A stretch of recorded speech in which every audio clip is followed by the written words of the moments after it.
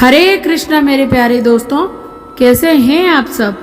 आज की ये वीडियो थोड़ी सी अलग होने वाली है क्योंकि आज हम यहाँ पे किसी भी कहानी के बारे में चर्चा नहीं करने वाले हैं, बल्कि हम बात करने वाले हैं जगन्नाथपुरी मंदिर से जुड़ी वो बातें जो सैकड़ों साल से एक रहस्य बनी हुई है, जिसे कोई भी वैज्ञानिक अभी तक सुलझा नहीं पाया।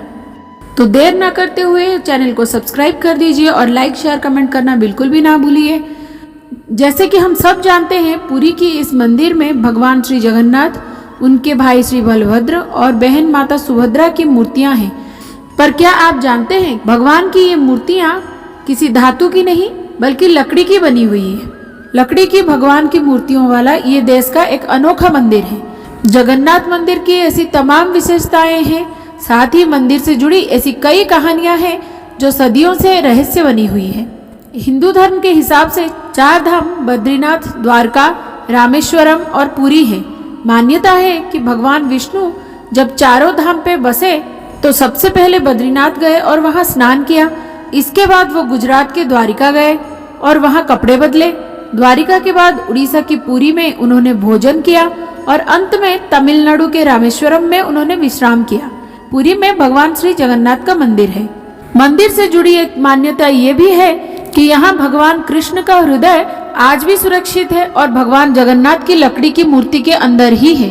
जगन्नाथपुरी मंदिर की तीनों मूर्तियाँ हर 12 साल में बदली जाती हैं। पुरानी मूर्तियों की जगह नई मूर्तियाँ स्थापित की जाती है। मूर्ति बदलने की इस प्रक्रिया से जुड़ा भी एक रोचक किस्सा है। जिस वक्त मूर्तियाँ बदली जाती है तो पूरे शहर में बिजली काट दी जाती है। मंदिर के आसपास पूरी तरह अंधेरा कर दिया जाता है। मंदिर के बाहर सीआरपीएफ की सुरक्षा तैनात कर दी जाती है। मंदिर में किसी की भी एंट्री पर पाबंदी होती है। सिर्फ उसी पुजारी को मंदिर के अंदर जाने की इजाजत होती है जिन्हें मूर्तियाँ बदलनी होती है। पुजारी की आंखों पर भी पट्टी बांधी जाती है, हाथों में ग्लव्स पहनाए जाते हैं। इसके बाद मूर्तियां बदलने की प्रक्रिया शुरू होती है। पुरानी मूर्तियों की जगह नई मूर्तियां लगा दी जाती है, लेकिन एक ऐसी चीज है जो कभी नहीं बदली जाती, ये है ब्रह्म पदार्थ। ब्रह्म पदार्थ को पुरानी मूर्ति से निकालकर नई मूर्ति में लगा दिया जाता है। अब आप सोचेंगे क्या है ब्रह्म पदार्थ, ये क्या है? इसके बारे में आज तक कोई जानकारी किसी के भी पास नहीं है। बस कुछ किस्से हैं जो मूर्ति बदलने वाले पुजारियों से सुनने को मिलते हैं।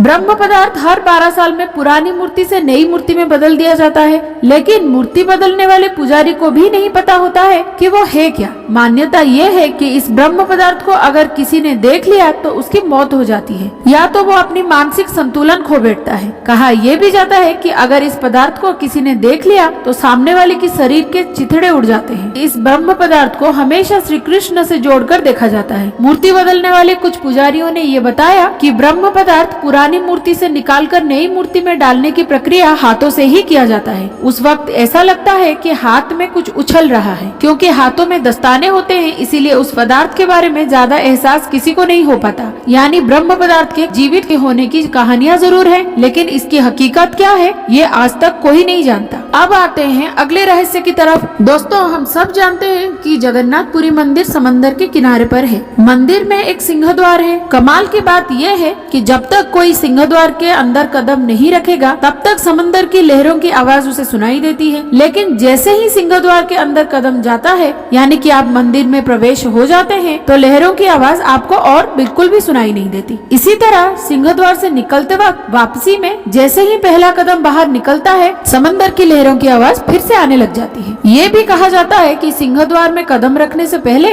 आसपास जलाई जाने वाली चिताओं की गंध भी आती है, लेकिन जैसे ही कदम सिंह द्वार के अंदर जाता है ये गंध भी खत्म हो जाता है। ऐसा क्यों होता है ये भी अब तक एक रहस्य ही बना हुआ है। अब आप लोग मुझे एक बात बताइए, क्या आपने कभी आमतौर पर मंदिर, मस्जिद या किसी बड़ी इमारत पर पंछियों को बैठे हुए देखा है? बिल्कुल देखा होगा, लेकिन जगन्नाथ मंदिर पर कभी किसी पंछी को उड़ते हुए नहीं देखा गया, ना ही किसी हवाई जहाज या हेलीकॉप्टर को उड़ते हुए देखा गया। जगन्नाथ मंदिर करीब 4 लाख वर्ग फीट एरिया में है। इसकी ऊंचाई 214 फीट के आसपास है।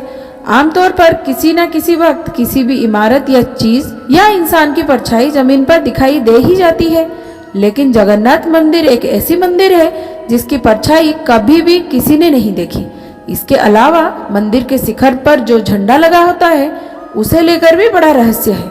इस झंडे को रोज बदलने का नियम है। ये माना जाता है कि अगर किसी दिन झंडे को नहीं बदला जाएगा तो शायद मंदिर अगले 18 सालों के लिए बंद हो जाएगा। और एक इस झंडे के बारे में विशेषता ये है कि ये हमेशा हवा के विपरीत दिशा में ही उड़ता है। मंदिर के शिखर पर आपको सुदर्शन चक्र भी दिखेगा। आप किसी भी कोने से खड़े होकर इस सुदर्शन चक्र को देखो तो इसका मुंह आपके तरफ ही नजर आएगा। आप चलते हैं मंदिर की रसोई की तरफ। कहा जाता है कि ये दुनिया की सबसे बड़ी रसोई है। इस रसोई में 500 रसोइये और 300 उनके सहयोगी काम करते हैं, पर यहाँ भी रहस्यों की कोई कमी नहीं है। यहाँ चाहे लाखों भक्त आ जाए, कभी भी प्रसाद कम नहीं पड़ता। लेकिन जैसे ही मंदिर का गेट बंद होने का वक्त आता है, प्रसाद अपने आप ही खत्म हो जाता है। यानी यहाँ प्रसाद कभी भी व्यर्थ नहीं होता। है ना कमाल की बात। इसके अलावा मंदिर में जो प्रसाद बनता है वो लकड़ी के चूल्हे पर बनाया जाता है। ये प्रसाद 7 बर्तनों में बनाया जाता है। 7 बर्तन एक के ऊपर एक करके एक साथ रखा जाता है, यानी कि 7 बर्तन चूल्हे पर एक सीढ़ी की तरह रखे होते हैं। अब आप लोग मुझे ये बताइए कि सबसे पहले किस बर्तन का खाना तैयार होगा। क्या आप ये सोच रहे हैं कि पहले नंबर के बर्तन का? अगर आप यही सोच रहे हैं तो आप गलत सोच रहे हैं। जी हाँ, यही तो है हैरान करने वाली बात कि जो बर्तन सबसे ऊपर यानी 7वें नंबर पर होता है उसमें सबसे पहले प्रसाद बनकर तैयार होता है। उसके बाद छठे, 5वें, चौथे, तीसरे, दूसरे और पहले यानी सबसे नीचे का बर्तन का प्रसाद सबसे बाद में तैयार होता है। क्या आप लोग इन रहस्यों के बारे में पहले भी जानते थे? आप मुझे कमेंट सेक्शन में अपना ओपिनियन जरूर बताइएगा। आज की वीडियो हम यही खत्म करते हैं। मिलते हैं अगले वीडियो में एक और कथा के साथ। तब तक के लिए हरे कृष्णा।